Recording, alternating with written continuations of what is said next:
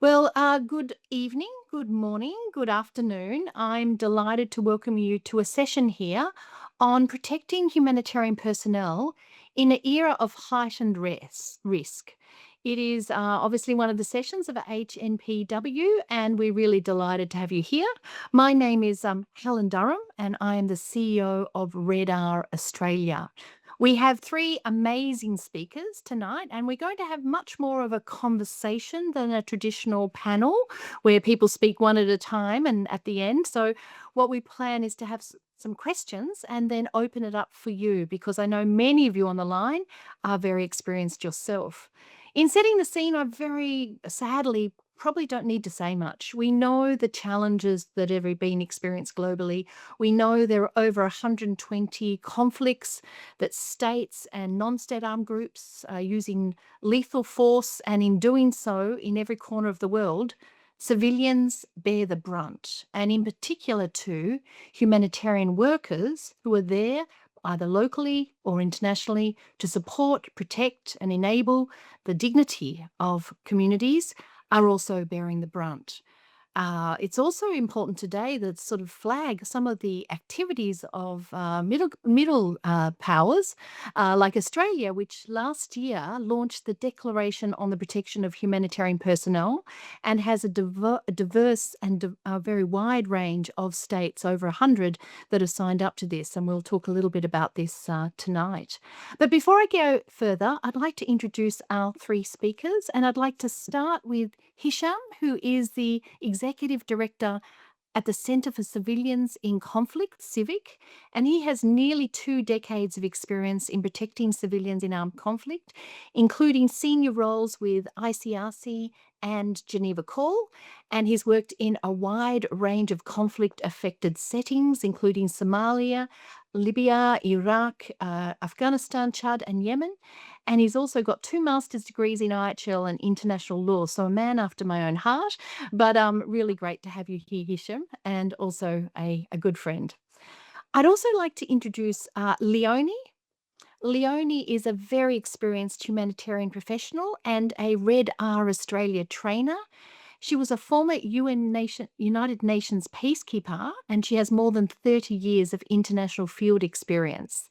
She's had 2 decades serving on UN peacekeeping and humanitarian missions, and she's also specializing in an area of humanitarian mine action and the safe removal of mines in a range of areas, particularly conflict-affected areas such as Sudan, Kosovo, Eritrea, Ethiopia, Sri Lanka, Mozambique, Nepal, India, the list goes on. She's transitioned from being a frontline operator to a frontline humanitarian trainer, and she is one of our longest serving trainers, and she's currently in Ukraine working as a training lead with UNDSS. So that's Leonie. And then finally, we have Ahmed, who is the country director for CIVIC in Somalia and Kenya, and he leads their work on the protection of civilians and civilian harm mitigation in very complex conflict environments. He has over 18 years of experience in humanitarian and development leadership, working across Somalia, Kenya, South Sudan, Sudan, Brunei, Ethiopia, and he previously held senior roles with Save the Children and the International Labour Organization, as well as the Danish Refugee Council. So I think I tried to add it up, and we've got over 100 years of experience here, and wonderful to be beaming in colleagues from the field. So without further ado, I actually wanted to start my first questions to you, Hichem, if that's okay. As mentioned, against this backdrop where we're seeing unacceptable levels of civilian harm across the globe, can you perhaps start by telling us what is CIVIC doing, and particularly in the work of the protection of civilians, and what are the impacts you are witnessing on humanitarian personnel at this moment? Thank you very much, Helen. Very happy to be with you, with Leonie and Ahmed, and thanks for everyone who is attending this session of HNPW. And with RedR, we have a great collaboration, and I'm very excited to do it jointly together. Yeah, your question, of course, is extremely important, looking at the world that we are witnessing right now, where we see a rise of conflicts that are basically non-stop. It feels that it's a complete conflict machine that will basically never stops. One conflict starts, another one starts elsewhere, and we just don't know as humanitarians how to cope with it. The work of CIVIC in this particular environment, we try to be extremely pragmatic. We try to be working on the ground directly with the defense and security forces to basically engage with them on what we call here reducing civilian harm. So we go beyond recalling principles or international humanitarian law, which is of course very important to always remind, but we go really much deeper at a technical level, where we try working with them on developing mechanisms to track civilian harm, track civilian casualties, so we can basically adapt and change the way they wage wars to reduce effectively civilian harm. And I give one example. For example, we developed such mechanism for one armed force in a given country. I cannot really tell one. And we basically worked on the coordination between ground forces and air forces. And this reduced violations against civilians when they were doing strikes. So it's really about this practical and technical approach. On the other hand, we engage directly with local communities. We have small funds that we provide to communities directly to support any projects that they want to develop when it comes to improving their safety or their protection. I give here another example. In Ukraine, for example, we've been providing such funds to women groups, and they've been renovating bomb shelters to make them adapted to children and young toddlers with breastfeeding material, school materials, toys, and so on. So concretely speaking, they can use the bomb shelters and their safety is basically improving. And the third one is about bringing the civilians and the security forces together in platforms of communication and dialogue, where both can share their views, raise concerns, and try to find a solution together.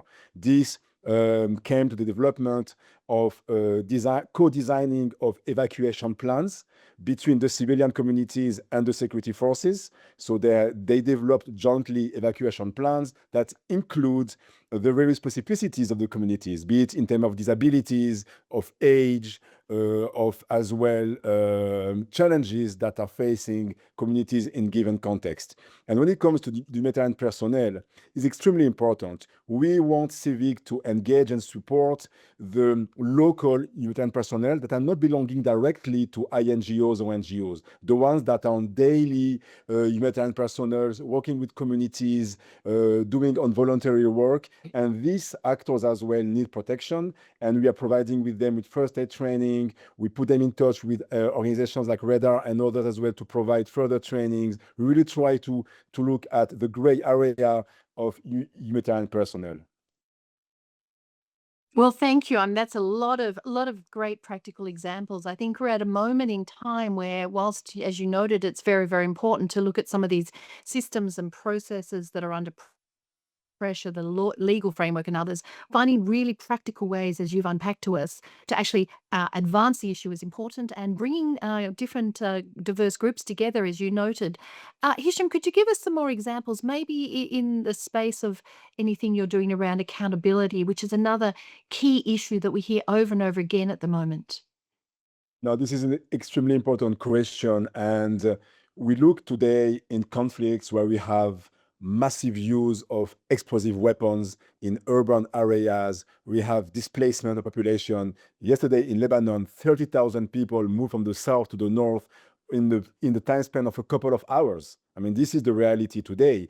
We have buildings being flattened. What does it mean? It is at the end of the day, people will need to seek justice and accountability from the actions that are today being launched. And here, CIVIC, we have as well a program that is coming from our founder, Mararu Zika, around Ahmed and accountability. Here we talk about the accountability of the armed actors and political actors that actually were behind a particular violation, and we want to make sure that we support civilians, communities that want to seek accountability and amend to the right channels. So we support them when it comes, if they need to look for legal counsel, if they need to speak with the right interlocutors. When you talk about complex armies like the U.S. forces, for example, is a massive organization. We have the contacts and we help civilians going through the channels to give them a possibility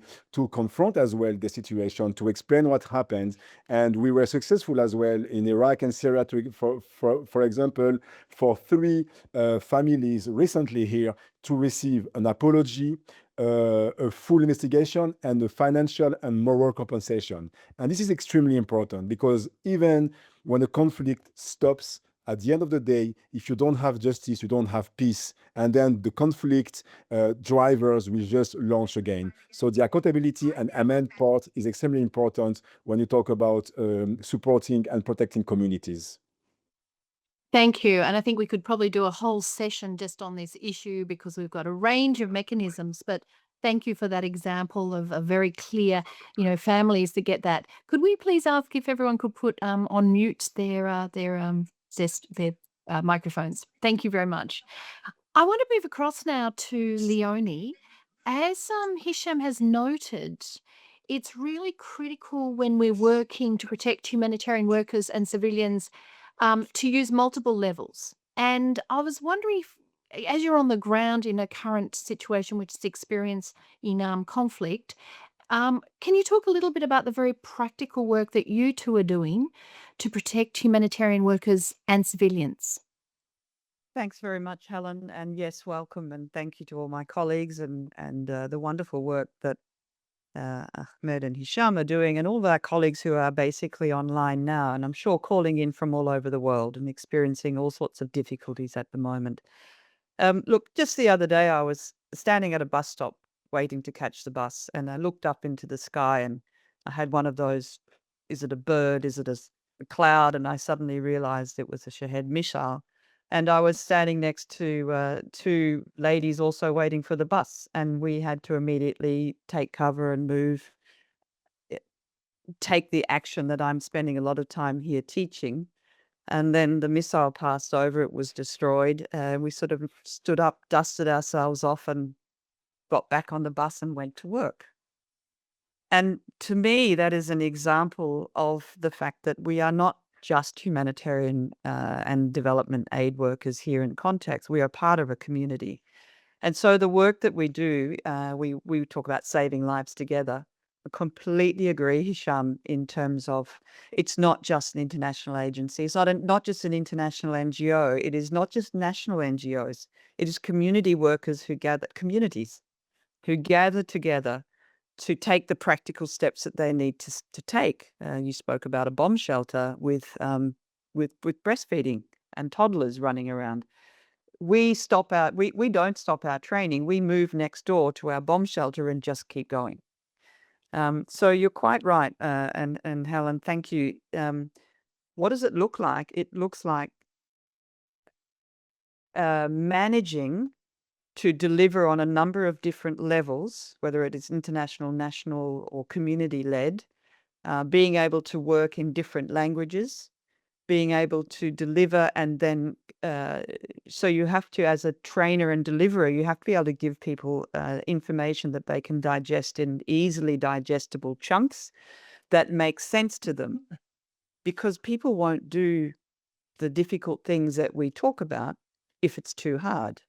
They won't take cover. They won't do all of these things. They'll just keep going because the alternative to doing all of those is missing out on work or not looking after the children. So we have to be very practical and pragmatic about the information we deliver. Here in Ukraine, we are working with not just UN agencies, but we deliver and train to UN, international agencies, and local NGOs using the language of English and Ukrainian. And in some cases, my colleagues here are actually also translating into Russian. So it's a very pragmatic understanding of what what is required to keep people safe. And also, if I could finish on this one, is not just telling people what we think they need to do to keep safe. It's actively inviting and using our 2 ears to listen to what is required for them to stay safe. So I finish it on that note, Helen. Wonderful. Look, thank you. And I think we're building a bit of a correlation between what Hichem and you are saying, which it sounds like it's a lot about finding out what the real needs are and listening to people, as you noted. But I really love the fact you surfaced up the human agency, the fact that you're not there giving lectures. It's something that's almost woven through and embedded in the lives of community and others. I think we often think in a very polarized way of humanitarian workers are a certain type. But thank you for flagging that to us. It's very important as we are in these challenging times. May I ask one more question for the moment? What are the practical issues that you cover in such the training? And I did want to flag here that I'm very happy to say that, and we're very proud that you're there on behalf of RedR of supporting UNDSS. But I also want to thank Minderoo because they're supporting and helping fund your role. And I think increasingly seeing philanthropic organisations playing such practical support is critical. But what are the issues that you're covering in the training? Thanks, Helen. And yes, I always like to acknowledge the efforts of Minderoo, and I'm very proud to say that I'm sponsored through a philanthropic agency, and I just think that's wonderful. I've come to the end of my almost the end of my career, and I'm a donation to the cause, and I think that's fantastic. Look, what we do, the first thing to deal with is that, like most people in the world, we say to ourselves, look, it won't happen. Or then we say, well, it won't happen to me. And then we say, well, it won't happen again. So in terms of our practical, what we're doing practically here is we're addressing all those it won't happen situations. So here, obviously, we're in a very difficult, high risk. We're in a country that is at war. We have lots and lots of physical threats and issues. We have drones, we have bombs, we have missiles, we have the impact of the air defense systems, which might destroy a missile or a drone, for example. And then we have the debris that falls down. I was in a taxi the other day. There was a big hole in the windscreen. He showed me the piece of debris, the shrapnel that had fallen through the window. So what we do here is we teach the basics, how to take cover. What is the difference between cover and concealment? How do we utilize cover and concealment? Because when we're caught out in the open and we have to get from one place to another, how do we do that safely? What does it look like to find a ditch and take cover? What do we mean in terms of getting under something that will protect you from debris? So we talk about that in a very practical sense. What happens if there's a drone strike when you're in a vehicle? Whether it's a UN vehicle or a local taxi or whatever, what do you do? Do you stay in the vehicle? Do you get out of the vehicle? What do you do? What does it sound like? What does it feel like? We do all of those things in a practical sense. We have a theoretical component, and then we go out this in the field, because it's all well and good to teach somebody how to take cover under fire and how to move using concealment. But if you've never run 50 meters in a sheer panic when all you want to do is pee and poo yourself because you're so terrified, you can't breathe, the smoke and the dust and the fear that is overtaking you, we have to practice that, because it's the practicing that allows us to deal with the stress that automatically comes with dealing in that sort of situation. One of the other things that we do very practically is we do our first responders, what they call individual first aid kit training. So we all travel with our own individual first aid kit, which involves tourniquets, chest seals, basic life-saving equipment. And I speak to people. I sometimes find my colleagues, UN, international, local NGOs, who have not opened their individual first aid kit. And I ask them, would it be useful if I taught you something that might save your life? And of course they think, well, it won't happen. Won't happen to me, and it won't happen again. And that's all well and good. But then I say, well, would it be useful if I taught you something that might save the life of your child? That changes the context very much. So the sorts of things we teach, the basic life-saving capacity, the responses to very high stress situations, and then we talk about dealing with issues in teams, because what we're going to face with, whether we're here in Ukraine or another country, is the personal stress, the organizational stress, and then the physical stress with dealing with all of that. So that's the sort of things that we focus on. I'd perhaps leave it there, and we can always pick this up in the conversation later on. Wonderful, thank you. And it's really great at a session like this to really unpack some of those practical things and the physical impacts, as you say, where you're not learning in a very sanitized environment. You're learning to have to apply things even as you're cognitively understanding it under stress. So thank you very much for that, Leonie. It's exciting work, and I also wanted to flag that under the declaration, the Australian government has had a range of support, I think up to $15 million at the moment, and RedR will be doing other small training sessions globally to particularly support local NGOs and communities. And we'll be certainly calling on you, Leonie, as we move forward in that. But of course, we can't put it all on the people themselves, their communities, the humanitarians to protect themselves. We also, as was Hichem started, we need to look at those that are using force and how we can make some impact upon their behaviour. Ahmed, I'd like to move to you because, as I noted, we do know that states and armed actors play a really important role in preventing harm, and particularly and including to humanitarian personnel. Can you tell us a little bit about the concrete work you've been doing through CIVIC, particularly in Somalia on this issue, and perhaps touch on national protection of civilian strategies? Thank you very much, Helen, and thank you, Hichem and Leonie, for the great introduction. Apologies, I had called for the last few days, so if my voice is not clear enough, I really apologize. And in case I maybe cough in the middle of my comments. Yeah, I think linking to what actually Leon was mentioned lastly, that in the middle of nowhere, you could find yourself in a high risk that you are not prepared for yourself.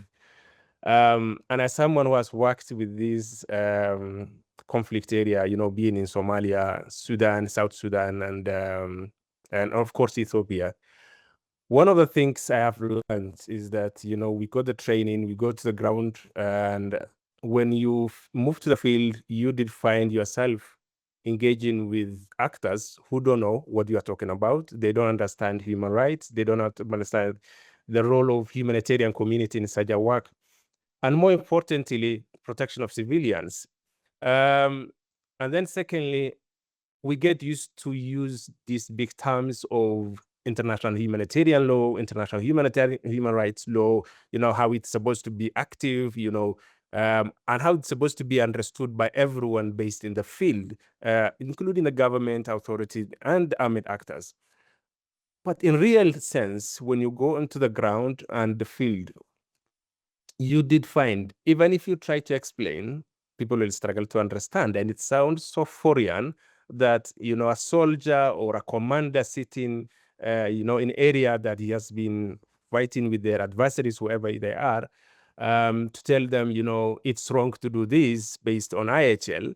And we said, okay, fine. How will that work? How can we get something that works for a military personnel or maybe security actors living in front line? And this brings me to the approach of CIVIC and what we are doing on the ground in the context of Somalia, which we said, one, we need to contextualize the language of IHL and international human rights laws based on the understanding of the context, the language, the culture, the religion of these people. Secondly, instead of using this international, can we have something that is national, that can be associated within their systems, policies, strategies, and plans? And based on this, one of the key areas that we try to support and actually have been pushing for the last few years was finding national policies that are responsive the current concerns of civilian protection, including humanitarian workers. So we have worked with the Somali federal government on development of national protection of civilian policy, which is primarily under the Ministry of Defense, that will be active in the areas of conflict. and with the expectation not only to be a policy of abiding by the authorities or different actors on the ground, but also creates process of building culture and indoctrination of respecting humanitarian workers and generally civilians who are living in the front line. So in this document that we were working with the government, primarily gives three key, I think, support to the humanitarian workers and people who are in front line, especially during the conflict. Number one, there are key areas that we supported to adapt recognition of humanitarian workers as important as any operation you are doing. If you are going to have a fight in certain location without access of humanitarian workers, then in that case you don't expect you get the acceptance of the communities or maybe even serving any cost. In that case, there's a specific article responsible covering recognition of humanitarian workers, their rights, their responsibilities. Secondly, specific areas that focuses on an access and passage of humanitarian workers and the humanitarian supplies during conflict areas. How do the government, military, and security forces will make sure there is a access and clear movement for them to be able to move to this ground? And then the lastly, which I think Hichem talked about, is accountability. What will happen in case of possible civilian harm if there is hindrance of humanitarian access? Is there a feedback loop that people can journal their communication and concerns?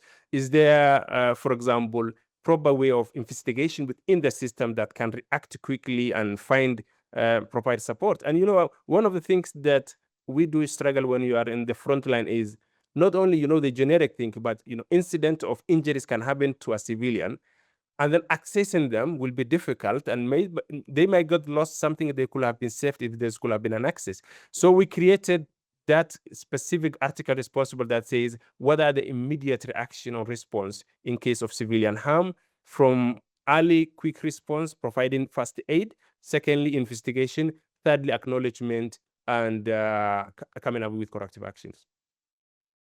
Thank you. And once again, you're building on what we've heard from the other guests here about the need to make things very local. I think it's well known that we need norms to be global enough to push for change and local enough to have traction. So it's finding, as you say, that really strong way to make people believe in it and move it forward. So thank you very much for that.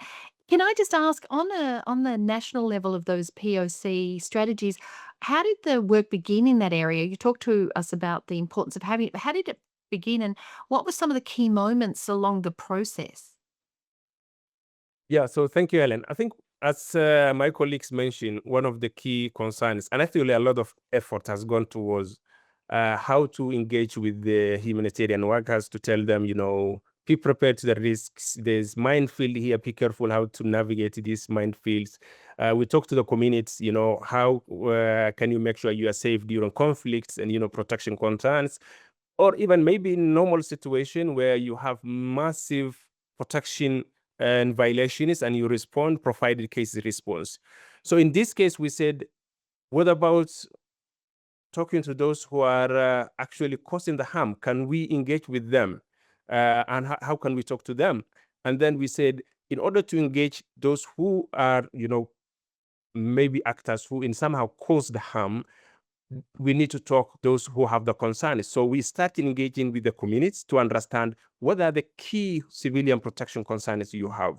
And then we listed some of the concerns they have. Then we engaged with the humanitarian communities. What are the key impediments and hindrance and the risks that humanitarian staff face during humanitarian delivery during the conflict and when the government or its allies are doing operations. And then based on that content, we engage with the government by presenting these concerns, and positively, they did agree that they need to come up a policy internally to address this, because it never have been a commitment issue. It was ignorance issue, actually, when in the way they put from their end, when they have seen the list of the concerns. For example, when one of the humanitarian workers told us, I was trapped in a checkpoint of military authorities by one of the commanders, and he kept me in that he locked me in a room, in that locked room, for 2 days without telling anyone nearby was a major concern. And he says, okay, maybe it's a gap from us. There's no way we do check how commanders act during checking humanitarian movement on the roads. So it has to be part of our policy. And based on that, we did come up with a policy, and we supported technically Minister of Defense to come up with a policy, not only to their policy, but also wider government authority, including the National Intelligence Security, the police, the presidential level, who oversees the strategy of national security, so that they see this is a government own as responsibility, but shared by all the actors. So we had this wider and stakeholders engagement from the communities in the frontline areas, humanitarian and civil society organizations, government key authorities, including Minister of Human Rights, and then ultimately become a document under the Minister of Defense that has been taken to the cabinet for being an official document with government. Great. Well, thank you for that really concrete example. And once again, I'm hearing about diverse and direct communication, bringing different stakeholders together, making sure the communities are central to it all. So thank you very much for that. I think it's important to sort of look at some of the trainings that occur to support humanitarian workers, and as well as, which of course for civilians. And I know a lot of the areas of work that RedR Australia does, for example, is really looking at basic situational awareness, ensuring that people have basic negotiation skills, looking at, of course, that very vulnerable time of checkpoints and of course roadblocks, also making sure that crowds and mobs are understood, and identifying different types of weapons, as well as, you mentioned, Leonie, really critical first aid training. So I think they're all things that are very practical in this space.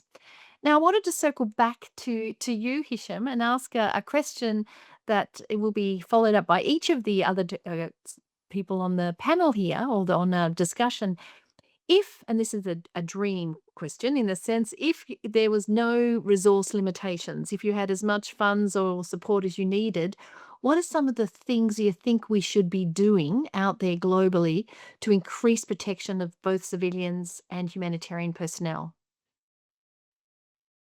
Thank you very much. I always like to dream, but I always like to dream starting from something that exists already, so we can build on something that exists. And it goes against as well the current global mood, of despair and everything is falling apart. There are some great things, and I think we can build on them.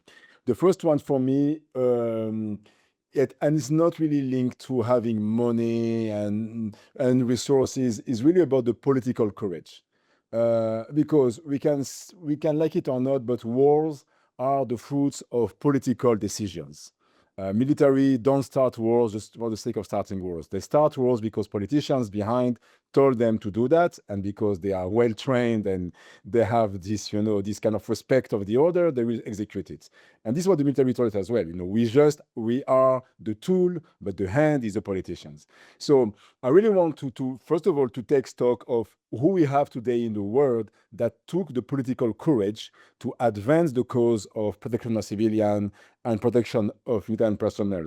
I mean, your own country, Australia, for example, that spearheaded last year the adoption of the Declaration on the Protection of Humanitarian Personnel, and I think we have more 100 signatories behind. And I would like to encourage much more countries to really rally against this declaration. It is not political. It has nothing to do with the West or with the East or with NATO, whatever. It's just purely humanitarian objective. So this type of courage, I think, is something that we need to highlight more and more. Countries that have protection of civilians at the heart of their strategy, like Norway, for example, France, Spain, some countries as well that we have in Latin America, in the African continent, like South Africa. These countries as well are champions, and they should be really promoted and highlighted. As well, countries that don't rush and follow military action, but take some distance and remind through their MFA the need to respect civilians, the need to avoid escalation of conflicts that we have today, the current conflict in the Middle East. We have countries that took courageous stance today to say no. So this, I think, is extremely important because it helps directly the work on the ground. So this is from the political stance. And the second aspect for me is, and I go back to your question about having unlimited funds, which I think is the dream of all of us. I would really want to make sure that we have, let's say, really local training centers that don't need to have, implication of international workers because it's costly, because it's less and less, it's more and more difficult because of the access. So having this permanent massive training centers where we can have multi-sectorial training, because everything is connected. We need to know about IHL, you need to know about humanitarian personnel protection, you need to know about safety and first aid training. All the things that Leonie as well is doing with UNDSS is extremely essential. You need as well to know how communities as well are able to protect themselves, what CIVIC is doing in the local agenda. So having this, this is the dream, this really multi-sectorial training centers on the ground, managed by local actors, having internationals coming as well, of course, bringing the experience, sharing together. I think this is something that will be amazing. And my last one will be to have a very robust international accountability mechanisms that is well funded, where we have, experts being able to support accountability claims and make sure that justice as well is being served. So this will be my points here. Thank you.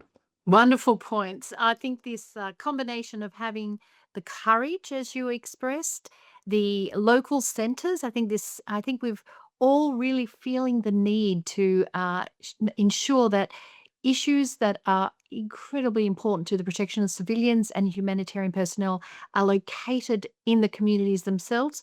And then, as you say, the issue of accountability and perhaps thinking about it differently. We've got a whole lot of amazing enforcement mechanisms, from the International Criminal Court to hybrid tribunals globally, and they do need to still play their role. The whole system hasn't completely disappeared. It's under pressure and we need to identify and work for it. But as you note, this sort of different sense of accountability of individuals dealing with those who have been engaged in the actual, I would say, acts themselves. So thank you, Hichem. I hope we can work towards some of these things very much together. Leonie, over to you in another part of the world. What would you dream about to be able to increase the work that you're doing?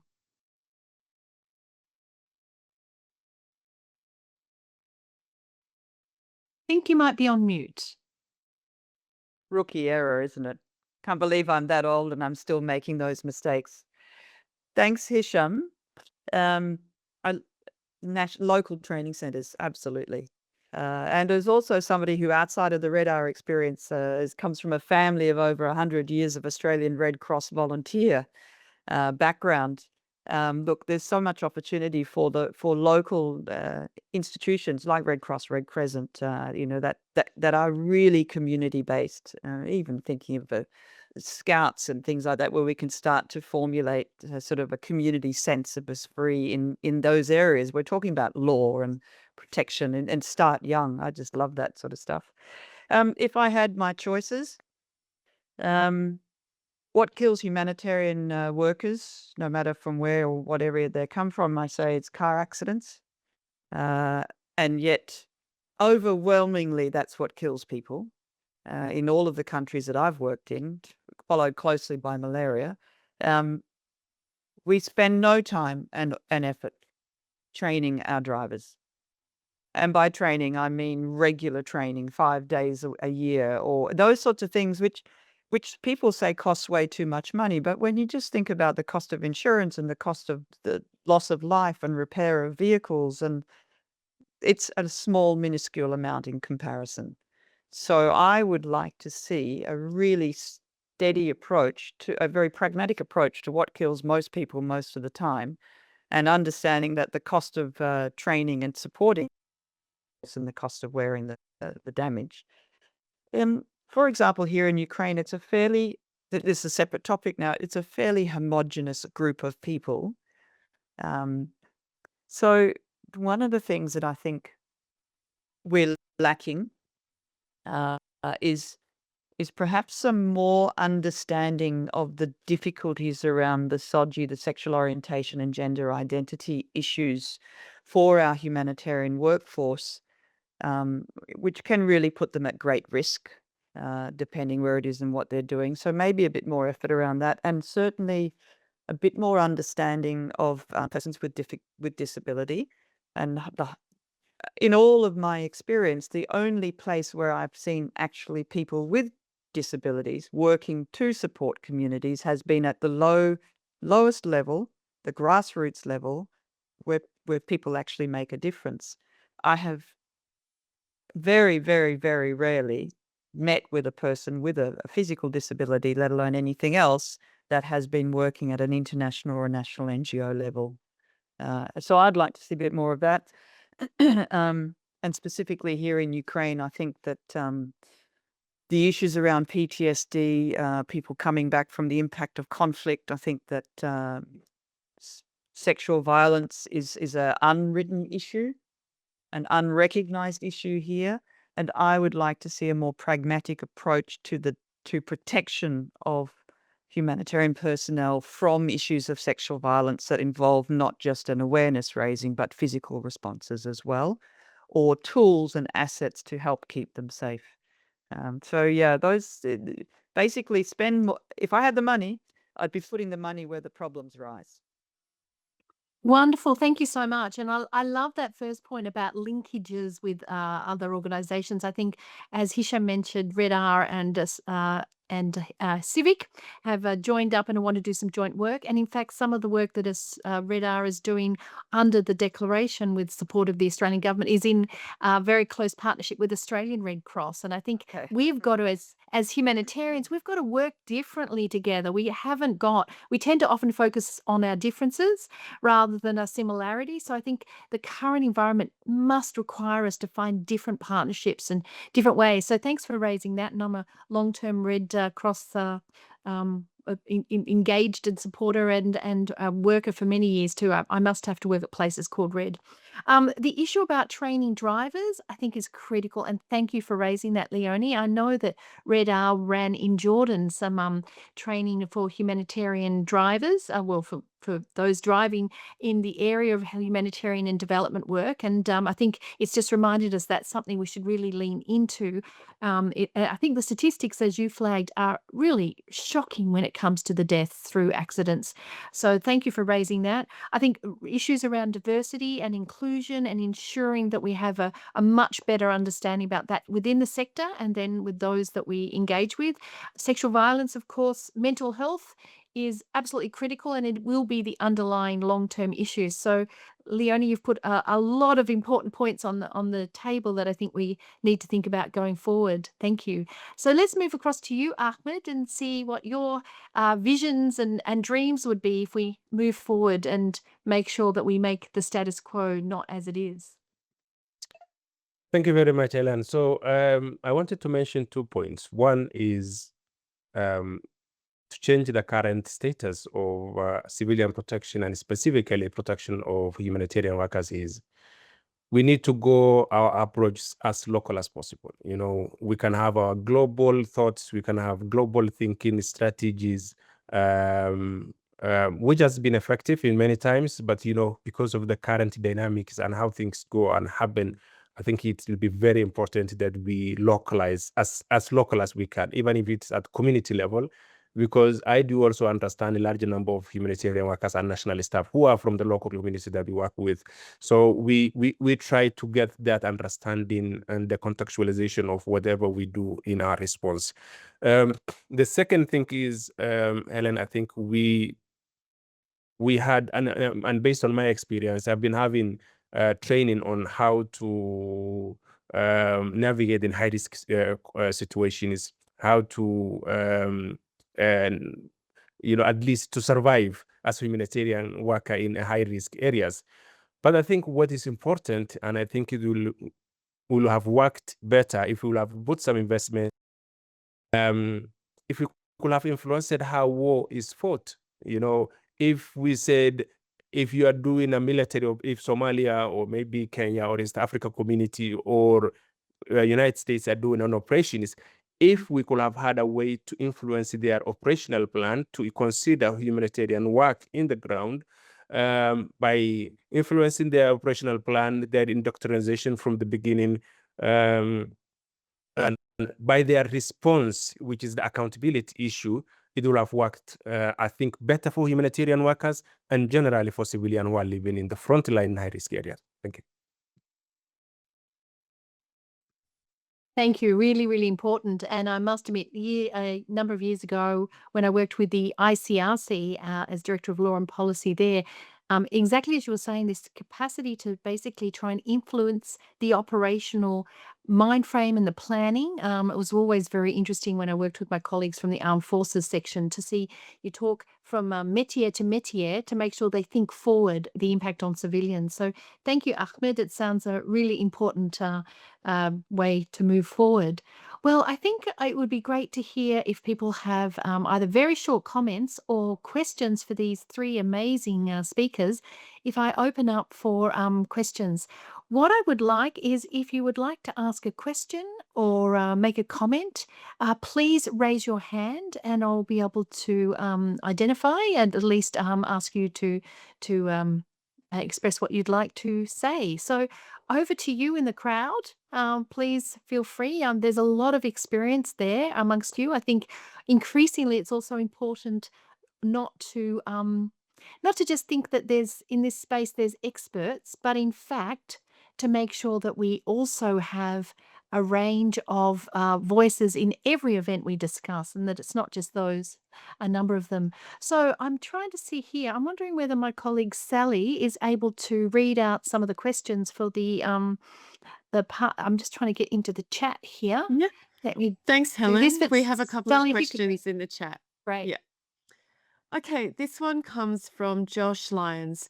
Regarding deconfliction standards and practice, are you aware of any programs to mitigate the hidden risk of harm to humanitarian staff and infrastructure caused by the sharing of erroneous geographic coordinates with military forces? By way of example, there are cases when erroneous GPS coordinates of aid group locations in Yemen and Gaza likely contributed to unintended airstrikes. Thanks, Sally. Now, rather than put this in the direction of any particular, the Leonie or Ahmed or Hichem, would any of you three like to comment on that particular example or the general concept about the hidden risks? I can start if you want, and then colleagues could complement. This is a very important question, and it's about as well the spreading, I would say, of as well false information that is, spreading more and more, and it has direct consequence on the life of humanitarian workers. We did work on this topic with CIVIC and with some armed forces. We basically started to educate them as well on using information, open source information when they do their targeting, for example, when they use certain type of artillery or heavy weaponry that there is a need to check with the rigorous process the information, the localization, as well the coordinates. And this as well is exacerbated when you have the use of drones that is used more and more by many armed forces. Drones with as well autonomous weapons systems and their own targeting systems, and this as well will complexify even more the situation. So we do engage on this topic with the armed forces. There need to be a much more, let's say, education on that. And it is clearly having the right mechanisms to make sure that coordinates are well loaded, that are not the ones that are going to identify humanitarian sites, workers, or even hubs. This is trying to reduce really concretely civilian harm. So we try to do this work as well with the armed forces that we are engaging. But I just wanted as well to put on the table as well with the development of the autonomous weapon systems, it as well complexify even more the situation. Thank you. Leonie or Ahmed, did you want to add anything to that? I mean, I think they're touching very much too on this new technologies and warfare. We've got a whole range of issues that we desperately need to get our head around if we want to increase the protection of civilians and humanitarian workers in this space. But Leonie or Ahmed, have you got anything directly on that? Yeah, no, I just want to say quickly, this is a practical example that no matter how far you prepare a humanitarian worker, it's not in their hands to decide when they will be targeted and killed. So, and I think this is one of the reasons I do believe we need to have more focus strategically. How do we influence armed actors, including the military, so that when they're doing their operations, we don't come only from the point of moral obligation and rights, but also come up a language of strategy in a way that they do understand. For example, when you go to a military commander who lost 50 personnel in the last 2 days, and you go and tell them, no, it's a human rights not to harm civilians in these areas, he will never accept you and he'll never understand you. But when you come from a prospect of saying, listen, if you have civilians, you are actually giving more opportunity to the other side. You are actually creating more violence that will continue even if you kill few more people. Then I think they might rethink and see, okay, it's actually a strategy for us to survive. If we kill civilians or humanitarian workers, it will have direct impact to our operation and our survival. Then that could be an understanding. That's why I do believe we need to invest more on training policies and strategies of military and governments. Thank you. Leonie, I assume you don't want to add anything. We've got a range of questions now. And of course, I did say people could put their hands up, but could you mind writing them in the chat? Because we've only got a few more minutes. I'm so sorry about that. The time has run past. So we've got one from Lisa. People might be able to see it in the chat, but just to summarize it, I think she's asked that really important question about how we can use the declaration as well as disarmament conventions to support accountability. And I think there's very interesting discussion going on globally. How do we unite middle powers to increase public engagement so we can bring back some of these ideas about solidarity that are fraying around the edges? And then we've got two quick ones on, any good practices in relation to protection of aid workers and criminalisation, and issues about mental health duty, any good practices. We've got one person with their hand up, if they could write it in the chat, and I'll throw those sort of questions across to the panelists. Mental health, good practices around policy making on the protection of humanitarian and aid workers. And then how do we find this uniting sense that we can build out using tools like the Declaration and Disarmament? Over to you, team. Maybe I'll just step in on the mental health side of the thing. I mean, in my experience, and I'm sure with my colleagues as well, if you haven't, I think no matter whether you're day 1 or day 25,000 of working in this field, if you haven't got some mental health concerns, then you're probably not being paying attention. So I really highly recommend for all of us, we make sure, and I make sure specifically, that mental health, stress management, stress responses, understanding what's naturally happening within us is a very important component and is clearly laid out in our training. I also highly recommend to all of our staff and to our managers and to our communities that they recognize it's an issue and it's an ongoing issue. It will stay around. It's like a mine. It stays around 20, 30 years into the future. And so the only thing I would recommend is that find out what is best practice, find out what is best practice in the community that you're working in, and institute it and seriously practice. And of course, not just for the organization, but for yourself as well. I highly recommend that.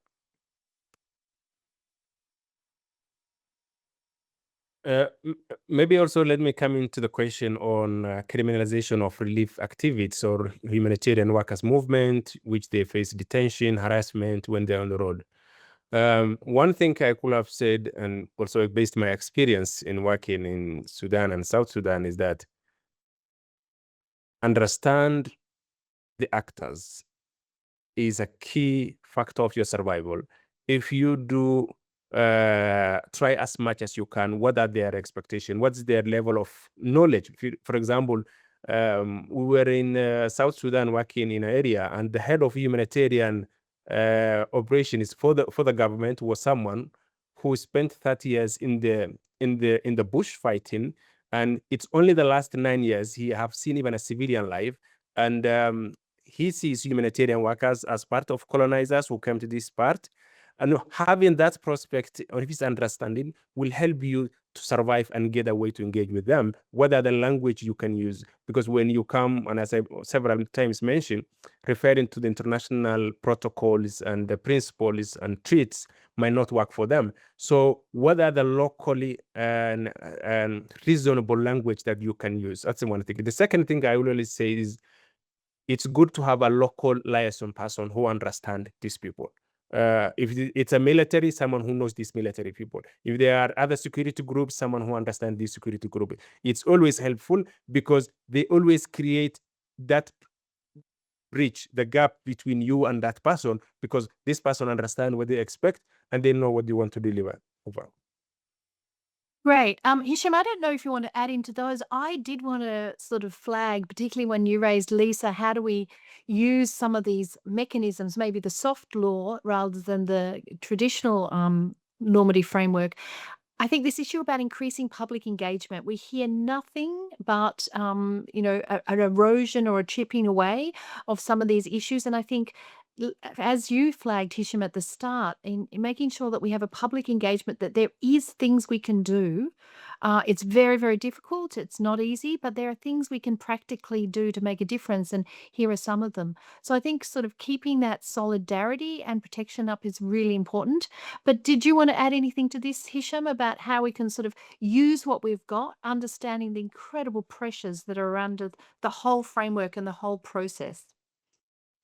No, I think this everything was said is actually spot on. Maybe adding another point, which is linked to what you said, Helen, is really trying to build a bridge as well with constituents and populations in non-conflict areas, so they understand what is at stake. 20 years ago, 30 years ago, 40 years ago, there was a kind of a public pressure.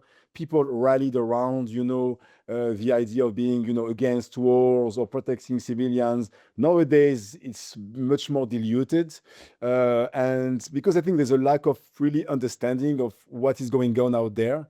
It's too far away. So I think trying as well to make sure that there's a kind of an increased awareness at the grassroots levels, using public pressures, maybe like local domestic political groups, just to make sure that there's an increased awareness as well about those mechanisms as well in communities that are not directly prone to wars, but just to make sure that there's a kind of common understanding that these mechanisms are important to save others' lives. Yeah. Thanks, Hichem. And then we've got a question here, and if I could ask SM who had their hand up to please put it in the chat. We've only got a couple of minutes left, but I think it's a very interesting question we've got here about host governments. And of course, we know there's MOUs negotiated and other immunities, but would anyone like to comment on the importance of engaging with host governments to keep humanitarian workers safe? Yeah, I'd happily, just a small thing is, when things go bad, problems get solved at the local level with either local stakeholders, local community, or local government institutions, whether it's the police or first responders or whatever. So it won't happen to me, it won't happen again, is a way, it stops us from actively reaching out before things happen. So really, really focus on getting to know your local stakeholders, whoever they might be, with the duty bearers or whatever it might be. That's your host government, not just at the highest level, but all of those different levels down. I know we're in a hurry, so I just finished with that one. Thank you. And anyone want to comment? That's really important. Host governments, but also, as you say, engagements. Hichem, Ahmed, any last words? Just quickly on that as well, yet it's very important. I think when we talk about humanitarian workers, we need to include, as Leonie said, the domestic humanitarian workers, the ones that are, on the day-to-day, that even if there is no war, they are here. And when the host governments perceive that we don't include those and we only focus, on us, basically, of course, there's a kind of natural way of rejection. Of course, they have their own political agenda and they try, of course, to instrumentalize. But when we include the domestic humanitarian workers or the local workers, then they have less capacity as well to really reject the concept of protecting humanitarian workers in a larger sense. So I agree with Leonie on that. Wonderful. Well, we've exactly come to time, and I know how precious everyone's time is. I'm sure we could continue this discussion for a lot longer, but I wanted to sincerely thank our three really wonderful conversationalists, I'm going to call you, who have been in their busy times. So thank you, Leonie, thank you, Hichem, and thank you, Ahmed. I want to thank everyone on the line. As you noted, Leonie, it's tough out there. Things are difficult. Look after yourselves. I hope you've taken away some practical elements. And yes, thanks again. And please join me in thanking the rest of the panel.